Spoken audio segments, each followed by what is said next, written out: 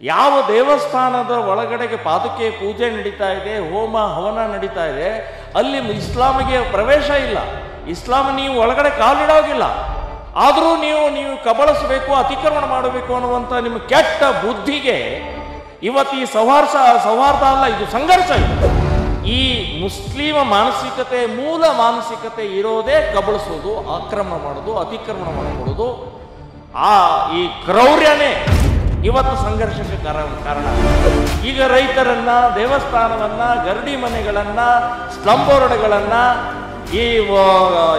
ಇವರನ್ನು ಬಿಟ್ಟಿಲ್ಲ, ಕಾಂಗ್ರೆಸ್ನವ್ರನ್ನೂ ಬಿಟ್ಟಿಲ್ಲ, ಬಿಜೆಪಿ ಅವ್ರನ್ನೂ ಬಿಟ್ಟಿಲ್ಲ, JDSನವ್ರನ್ನೂ ಬಿಟ್ಟಿಲ್ಲ. ಅಂದ್ರೆ ಯಾರನ್ನೂ ಬಿಡುವುದಿಲ್ಲ. ನೀವು ಒಕ್ಕರ್ಸ್ತಾ ಇರುವಂತ ಈ ವಕ್ಫ್ ಬೋರ್ಡನ್ನ ನರೇಂದ್ರ ಮೋದಿ ಒಂದು ಮೂಗುದಾರ ಹಾಕ್ತಾ ಇದ್ದಾರೆ, ಅಮೆಂಡ್ಮೆಂಟ್ ತರ್ತಾ ಇದ್ದಾರೆ. ಯೋಗ್ಯವಾಗಿದೆ. 100 ಕೋಟಿ ಹಿಂದೂಗಳು, ಅವರು ಯಾವುದೇ ಭಾಷೆಯವರು ಇರಲಿ, ಯಾವುದೇ ಜಾತಿಯವರು ಇರಲಿ, ಯಾವುದೇ ಪಕ್ಷದವರು ಇರಲಿ, 100 ಕೋಟಿ ಹಿಂದೂಗಳು ಆ ವಕ್ಫ್ ಬೋರ್ಡಿನ ಅಮೆಂಡ್ಮೆಂಟ್ಗೆ ಸಹಾಯ ಮಾಡಬೇಕು, ಸಪೋರ್ಟ್ ಮಾಡಬೇಕು. ಇಲ್ಲ ಆದರೆ ಹಿಂದೂ ಸಮಾಜ ಸರ್ವನಾಶ ಆಗುತ್ತೆ ಅಂತಂತ ನಾವು ಎಚ್ಚರಿಕೆಯನ್ನು ತಗೊಳ್ಬೇಕಾಗಿದೆ ಅಂತನ್ನುವಂಥದ್ದು ಹೇಳ್ತಾರೆ. ಈ ದಿನದ ದತ್ತ ಜಯಂತಿಯ ಮಹೋತ್ಸವದಲ್ಲಿ ನಮ್ಮೊಟ್ಟಿಗೆ ಪ್ರಮೋದ್ ಮುತಾಲಿಕ್ ಜಿ ಇದ್ದಾರೆ. ಅವರನ್ನು ಮಾತಾಡಿಸ್ತಾ ಹೋಗೋಣ. ಹೆಚ್ಚಿನ ಸಂಖ್ಯೆಯಲ್ಲಿ ದತ್ತಮಾಲಾಧಾರಿಗಳು ಬಂದಿದ್ದಾರೆ. ಸೊ ನೀವು ಕೂಡ ಬಂದಿದ್ದೀರಾ. ಅನೇಕ ಸಂಘಟನೆಗಳಿಂದ ಹೆಚ್ಚಿನ ಸಂಖ್ಯೆಯಲ್ಲಿ ಜನ ಬಂದಿದ್ದಾರೆ. ಸೊ ಏನು ಹೇಳಲಿಕ್ಕೆ ಇಷ್ಟಪಡ್ತೀರಾ? ಯೋಗಿ ಆದಿತ್ಯನಾಥ್ ಅವರು ಒಂದು ಹೇಳಿಕೆಯನ್ನು ಕೊಟ್ಟರು, ಬಟೆಂಗೆ ತೋ ಕಟೆಂಗೆ ಅಂಥೇಳಿ. ನಮ್ಮ ಮಾನನೀಯ RSSನ ಪ್ರಮುಖರಾದಂಥ ಭಾಗವತ್ಜಿಯವರು ಹಿಂದೂಗಳೆಲ್ಲ ಒಂದಾಗಬೇಕು ಅನ್ನುವಂಥ ಒಂದು ಸಂದೇಶವನ್ನು ಕೊಟ್ಟರು. ನಮ್ಮ ನರೇಂದ್ರ ಮೋದಿಯವರು ಏಕ್ ಹೈ ತೋ ಸೇಫ್ ಹೈ ಅಂತನ್ನುವಂಥದ್ದು ಹೇಳಿಕೆಯನ್ನು ಕೊಟ್ಟ ನಂತರವೂ ಕೂಡ ನಾವು ಒಟ್ಟಾಗದೇ ಇದ್ದರೆ ಮುಂದಿನ ದಿನಗಳು ಬಹಳ ಅಪಾಯದಲ್ಲಿದೆ ಅಂತನ್ನುವಂಥದ್ದು ನಾವು ಗಮನಿಸಬೇಕು. ಸೊ ಈಗ ಕಳೆದ 25 ವರ್ಷದಿಂದ ವಿಶ್ವ ಹಿಂದೂ ಪರಿಷತ್, ಬಜರಂಗ ದಳ, ಶ್ರೀರಾಮ್ ಸೇನೆ ಮತ್ತು ಇತರೆ ಎಲ್ಲ ಸಂಘಟನೆಗಳು ಹೋರಾಟದ ಪ್ರತಿಫಲವಾಗಿ ಇವತ್ತು ಕೊನೆಗೆ ಬಂದಿದೆ. ಶುಕ್ರವಾರ ಮಾತ್ರ ಉಳಿದಿದೆ, ಉರುಸ್ಗೆ ಮಾತ್ರ ಉಳಿದಿದೆ. ಅವು ಎರಡನ್ನೂ ಕೂಡ ಮುಂದಿನ ವರ್ಷ ನಾಗೇನಹಳ್ಳಿಯಲ್ಲಿ ಶಿಫ್ಟ್ ಮಾಡಿ ಈ ಪವಿತ್ರ ಪುಣ್ಯ ಕ್ಷೇತ್ರ ಹಿಂದೂಗಳ ಪೀಠ ಆಗಬೇಕು ಅಂತನ್ನುವಂಥದ್ದೇ ನಮ್ಮ ಈ ವರ್ಷದ ಸಂದೇಶ ಇದೆ. ಸೊ ಇಲ್ಲಿವರೆಗೆ ಮೊದಲನೇ ಆಗ್ರಹ ಏನಿತ್ತು, ಹಿಂದೂ ಅರ್ಚಕರ ನೇಮಕ ಆಗಬೇಕು ಅಂತ ಹೇಳಿ. 2 ವರ್ಷದ ಹಿಂದೆ ಹಿಂದೂ ಅರ್ಚಕರ ನೇಮಕ ಆಗಿದೆ. ಇನ್ನು ಮುಂದಿನ ನಮ್ಮ ಬೇಡಿಕೆಗಳು ಏನೇನಿದೆ ಅನ್ನುವಂಥದ್ದು ದತ್ತಪೀಠದ ವಿಚಾರದಲ್ಲಿ ಇದು ಸಂಪೂರ್ಣವಾಗಿ ಶುದ್ಧವಾಗಿ ಹಿಂದೂಗಳಿಗೆ ಒಪ್ಪಿಸಬೇಕು. ಈಗ ಸೌಹಾರ್ದದ ಹೆಸರಿನಲ್ಲಿ ಸಂಘರ್ಷಕ್ಕೆ ಇನ್ನೂ ಅವಕಾಶ ಮಾಡಿಕೊಡ್ತಾ ಇರುವಂಥ, ಅಪೀಸ್ಮೆಂಟ್ ಮಾಡ್ತಾ ಇರುವಂಥ ಕಾಂಗ್ರೆಸ್ ಸರ್ಕಾರ. ಸೊ ಅದನ್ನು ನಾನು ಹೇಳೋದು, ನೀವು ಸೌಹಾರ್ದ ಅಲ್ಲ, ಇದು ಸಂಘರ್ಷ. ಇದು ಯಾವ ದೇವಸ್ಥಾನದ ಒಳಗಡೆಗೆ ಪಾದುಕೆ ಪೂಜೆ ನಡೀತಾ ಇದೆ, ಹೋಮ ಹವನ ನಡೀತಾ ಇದೆ, ಅಲ್ಲಿ ಇಸ್ಲಾಮಿಗೆ ಪ್ರವೇಶ ಇಲ್ಲ. ಇಸ್ಲಾಂ ನೀವು ಒಳಗಡೆ ಕಾಲಿಡೋಗಿಲ್ಲ.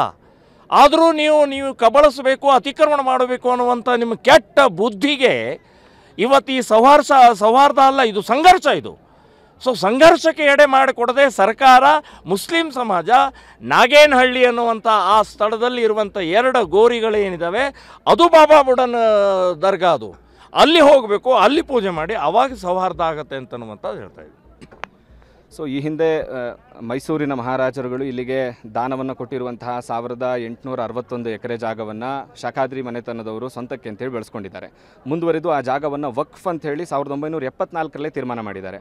ಈ ಸಮಯದಲ್ಲಿ ಮಠ ಮಂದಿರಗಳನ್ನು, ರೈತರ ಜಮೀನುಗಳನ್ನು ವಕ್ಫ್ ಅಂಥೇಳಿ ವಶಪಡಿಸ್ಕೊತಿದ್ರು ಕೂಡ ಹಿಂದೂ ಸಮಾಜ ಅಷ್ಟು ದೊಡ್ಡ ಮಟ್ಟಿನಲ್ಲಿ ಎಚ್ಚೆತ್ತುಕೊಳ್ಳದೆ ಇಂಥ ಸಮಯದಲ್ಲೂ ಕೂಡ ಈ ರೀತಿಯಾದಂತಹ ಜಾಗಕ್ಕೆ ಒಗ್ಗಟ್ಟಿನಲ್ಲಿ ಬರದೇ ಇರುವಂತಹ ಹಿಂದೂಗಳಿಗೆ ನೀವೇನು ಹೇಳಿಕ್ಕೆ ಬಯಸ್ತೀರಾ?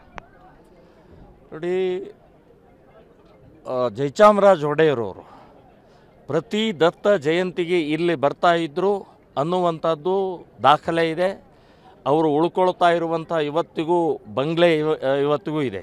ಮತ್ತು ಇದು ಕೊಟ್ಟಂತಹ ದಾನದ ಭೂಮಿ ದತ್ತಾತ್ರೇಯ ಜಯಂತಿಗೆ ಅಂತನ್ನುವಂಥದ್ದು ಏನು ಕೊಟ್ಟರು, ಅದಕ್ಕೆ ಇವತ್ತಿಗೂ ಕೂಡ ದಾಖಲೆಯಲ್ಲಿ ಇನಾಮ ದತ್ತಾತ್ರೇಯ ಪೀಠ ಅಂತನ್ನೋದೇ ಇದೆ. ಸೊ ಇದನ್ನೂ ಅರ್ಥ ಮಾಡ್ಕೊಳ್ಳದೆ ಇನ್ನು ಇದನ್ನೂ ಕೂಡ ಕಬಳಿಸುವಂಥ ವಕ್ಫ್ ಬೋರ್ಡ್ ಪ್ರಾರಂಭ ಆಗಿದ್ದೇ ಇಲ್ಲಿಂದನೇ ಪ್ರಾರಂಭ ಆಗಿದ್ದು. ಇದು ಶಾಖಾದ್ರಿಯವರು ಶಾಖಾದ್ರಿ ಅನ್ನುವಂಥ ಮುಸ್ಲಿಮ್ ಒಂದು ಕುಟುಂಬ ಈ ಅಧೀನದಲ್ಲಿತ್ತು.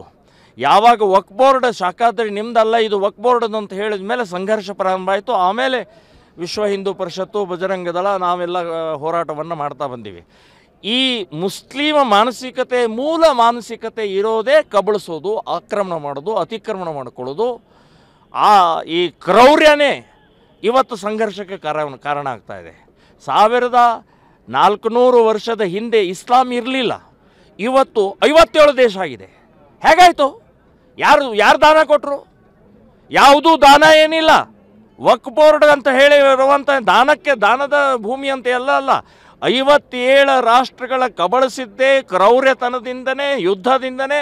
ಇವತ್ತು ಮಾಡಿದಂಥ ಈ 57 ದೇಶಗಳ ರೀತಿಯೇ ಈ ಭಾರತ ಕೂಡ ಇಸ್ಲಾಂ ಮಾಡಬೇಕು ಅನ್ನುವಂಥದ್ದೇ ಪ್ರವೃತ್ತಿ ಇದೆ. ಈಗ ರೈತರನ್ನು, ದೇವಸ್ಥಾನವನ್ನು, ಗರಡಿ ಮನೆಗಳನ್ನು, ಸ್ಲಮ್ ಬೋರ್ಡ್ಗಳನ್ನು ಇವರನ್ನೂ ಬಿಟ್ಟಿಲ್ಲ, ಕಾಂಗ್ರೆಸ್ನವ್ರನ್ನೂ ಬಿಟ್ಟಿಲ್ಲ, BJP ಅವ್ರನ್ನೂ ಬಿಟ್ಟಿಲ್ಲ, JDSನವ್ರನ್ನೂ ಬಿಟ್ಟಿಲ್ಲ. ಅಂದರೆ ಯಾರನ್ನೂ ಬಿಡುವುದಿಲ್ಲ. ನೀವು ಒಕ್ಕರಿಸ್ತಾ ಇರುವಂಥ ಈ ವಕ್ಫ್ ಬೋರ್ಡನ್ನು ನರೇಂದ್ರ ಮೋದಿ ಒಂದು ಮೂಗುದಾರ ಹಾಕ್ತಾ ಇದ್ದಾರೆ, ಅಮೆಂಡ್ಮೆಂಟ್ ತರ್ತಾ ಇದ್ದಾರೆ. ಯೋಗ್ಯವಾಗಿದೆ.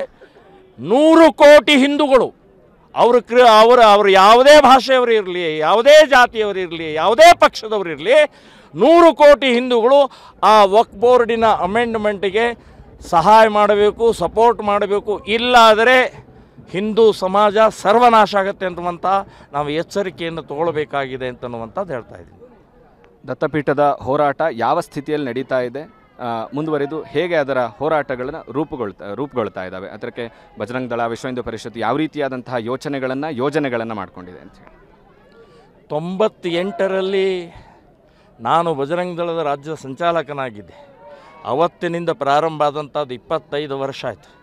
ಇದೊಂದು ನಿಮಿತ್ತ. ಇದು ಹೇಗೆ ಇಸ್ಲಾಮನ ಪ್ರವೃತ್ತಿಗೆ ಟಕ್ಕರ್ ಕೊಡಬೇಕು, ವಿರೋಧಿಸಬೇಕು, ಅದನ್ನು ತಡಿಬೇಕು ಅಂಥೇಳಿ ನಮಗೆ ದತ್ತಪೀಠದ ಹೋರಾಟ ತಾಕತ್ತು ಕೊಡ್ತು, ಶಕ್ತಿ ಕೊಡ್ತು, ಪ್ರೇರಣೆ ಕೊಡ್ತು.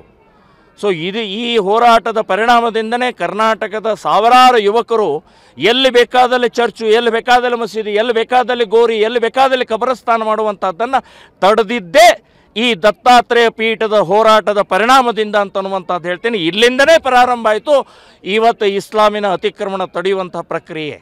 ಈ ರೀತಿಯ ಮಾನಸಿಕತೆ ಇವತ್ತು ದತ್ತಾತ್ರೇಯ ಪೀಠ ಹೋರಾಟ, ದತ್ತನ ಕೃಪೆಯಿಂದ ಹಿಂದೂ ಸಮಾಜ ಜಾಗೃತಿ ಆಗಿದೆ. ನಿನ್ನೆಯ ಶೋಭಾಯಾತ್ರೆ ಇರಬಹುದು, ಇವತ್ತಿನ ದರ್ಶನದ ಕಾರ್ಯಕ್ರಮ ಇದು ಅದ್ಭುತವಾಗಿ ಸಾವಿರಾರು ಇವತ್ತು ಭಕ್ತರು ರಾಜ್ಯದ ಮೂಲೆಗಳಿಂದ ಭಾಗವಹಿಸಿದ್ದಾರೆ. ವಿಶ್ವ ಹಿಂದೂ ಪರಿಷತ್ ಮತ್ತು ಬಜರಂಗ ದಳದ ಕರೆಗೆ ಓಗೊಟ್ಟಿದ್ದಾರೆ. ಇದರ ಅರ್ಥನೇ ನಾವು ಹಿಂದೂಗಳ ಪರವಾಗಿದ್ದೀವಿ, ಹಿಂದೂ ಧರ್ಮದ ಪರವಾಗಿದ್ದೀವಿ, ಹೋರಾಟದ ಪರವಾಗಿದ್ದೀವಿ, ಜಯ ಸಿಗುವವರೆಗೆ ನಾವು ಜೊತೆಗಿರ್ತೀವಿ ಅಂತನ್ನುವಂಥದ್ದೇ ಈ ನಿನ್ನೆ ಮತ್ತು ಇವತ್ತಿನ ಈ ಕಾರ್ಯಕ್ರಮದ ಒಂದು ಸಂದೇಶ ಅಂತನ್ನುವಂಥದ್ದು ಹೇಳ್ತಾ ಇದ್ದೀನಿ. ಧನ್ಯವಾದ. ಟಿವಿ ವಿಕ್ರಮ, ದೇಶ ನಿಮ್ಮ ಕೈಯಲ್ಲಿ. ಈ ಕಾರ್ಯಕ್ರಮ ನಿಮಗೆ ಇಷ್ಟ ಆಗಿದ್ದಲ್ಲಿ ಲೈಕ್, ಶೇರ್ ಹಾಗೂ ಕಮೆಂಟ್ ಮಾಡಿ. ಟಿವಿ ವಿಕ್ರಮದ ಕಾರ್ಯಕ್ರಮಗಳನ್ನು ನಿರಂತರವಾಗಿ ವೀಕ್ಷಿಸಲು ಸಬ್ಸ್ಕ್ರೈಬ್ ಮಾಡಿ, ಬೆಲ್ ಐಕನ್ ಒತ್ತಿ.